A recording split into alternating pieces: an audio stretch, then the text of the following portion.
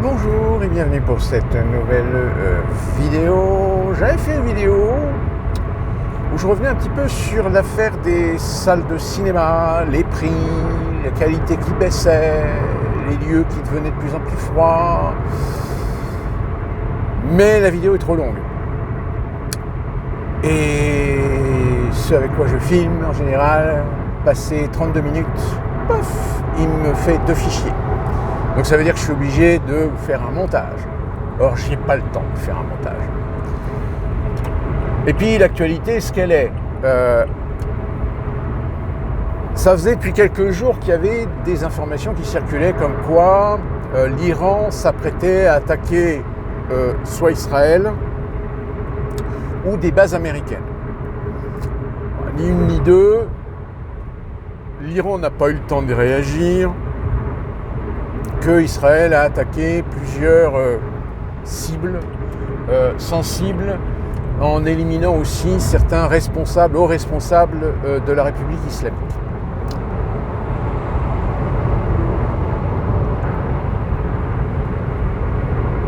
Comment voulez-vous réussir à essayer de détourner l'attention de ce que vous faites dans un territoire,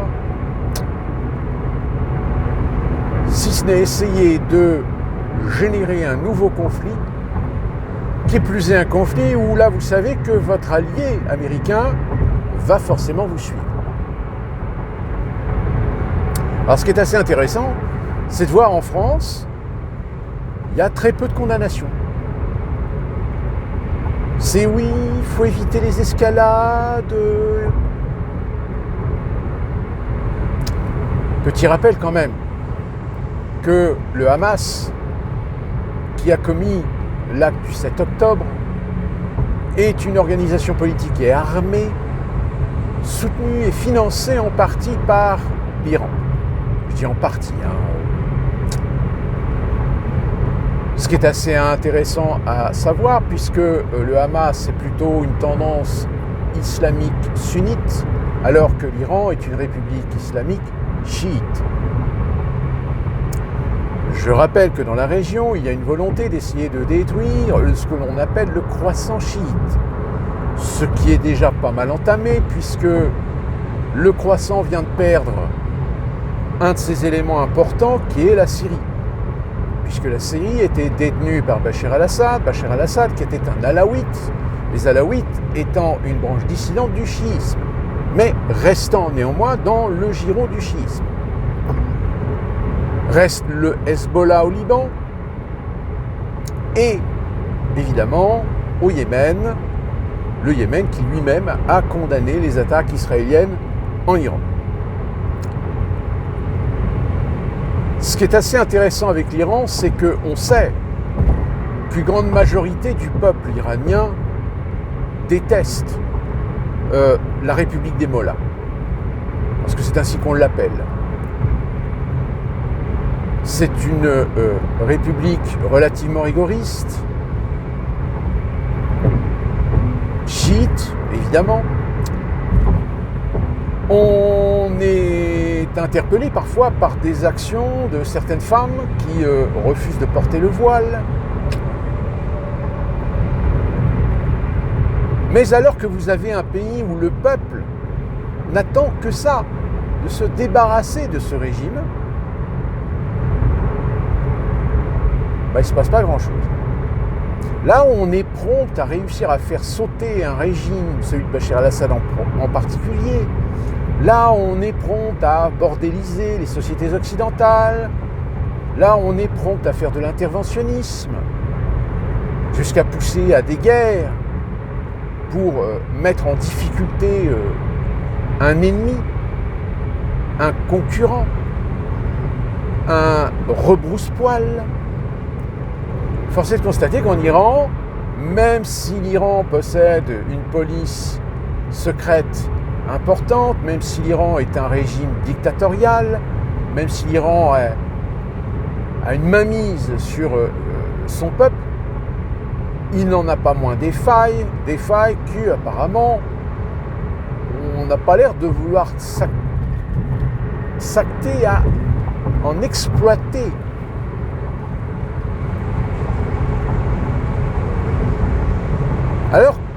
l'Iran. Alors l'Iran, en effet, c'est un pays dont on sait qu'il cherche l'arme nucléaire. Il est évident que dans la géopolitique internationale, il ne faut surtout pas que l'Iran possède l'arme nucléaire, parce que dans ce cas-là, l'Iran deviendrait intouchable. Ce qui gêne considérablement certains intérêts, qui plus est israéliens, pour leur grand plan sioniste du Grand Israël, comme les Saoudiens, comme les Ottomans, à pouvoir construire leur grand califat. Puisque, évidemment, même si, pourtant, l'origine, la racine même du peuple iranien, c'est un peuple perse, il n'en reste pas moins que les mollahs veulent eux aussi aspirer à la construction du grand califat chiite. Donc vous voyez, c'est une région, c'est le bordel.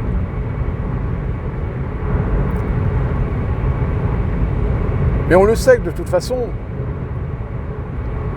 c'est pas tellement l'intention ou l'ambition de vouloir renverser le régime des mollahs en Iran, mais qu'est-ce qu'on met à la place? Est-ce qu'on installe une démocratie? Est-ce que cette démocratie, elle va tenir? Est-ce qu'elle ne va pas subir des influences? Est-ce qu'elle ne va pas subir des attaques? Est-ce qu'elle ne va pas subir des déstabilisations? De mouvances idéologiques, religieuses, qui plus est, sunnites comme chiites. On a déjà un antécédent, l'Irak. L'Irak, on a fait chuter Saddam Hussein, on a installé la démocratie, et finalement, ça ne marche pas.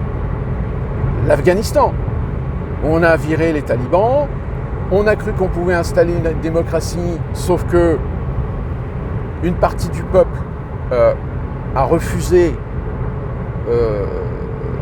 ce type de régime, entre guillemets. Donc c'est pour ça que dans mes vidéos en général, je vous dis, le problème du Moyen-Orient, c'est tant qu'il y aura des aspirations, des motivations, des ambitions radicales, je dis radicales d'une manière générale, ça peut être aussi bien politique, religieuse, idéologique, bah ça sera toujours le bordel. Ça sera toujours le bordel parce que derrière les Occidentaux, eux aussi ont tout intérêt parfois à s'accommoder de certains régimes, et lorsque ces régimes finissent par ne plus être accommodants, on les fait sauter et on les remplace. On les remplace, on les légitime, à condition que ces régimes fassent le dos rond et servent les intérêts des Occidentaux, ou tout du moins de la finance occidentale. D'où la raison pour laquelle aujourd'hui l'Afrique, dont on n'entend quasiment pas parler, est en pleine mutation aujourd'hui, puisque l'Afrique devient un terrain d'enjeux géopolitiques et d'influence, que ce soit européens, français, américains, russes et chinois.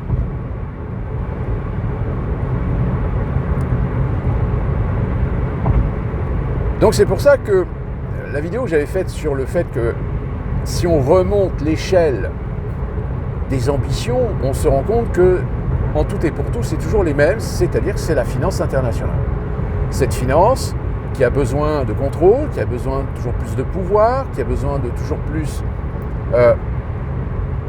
de marché, de rendement. Donc à un moment donné, si vous voulez, il y a toujours, quels que soient les investissements, quel que soit ce que vous développez, il y a un pic. Ça vous grandissez, puis à un moment donné, vous arrivez au maximum de votre possibilité, de votre capacité. Alors à moins d'investir, de se diversifier, de conquérir de nouveaux marchés ou d'en créer, il y a un moment donné où de toute façon, il y a un moment donné où ça va finir par stagner, voire même chuter. Chuter, pourquoi? Parce que dans le secteur dans lequel vous êtes, vous avez été le meilleur, vous avez été le plus prolifique, vous avez été le plus qualitatif.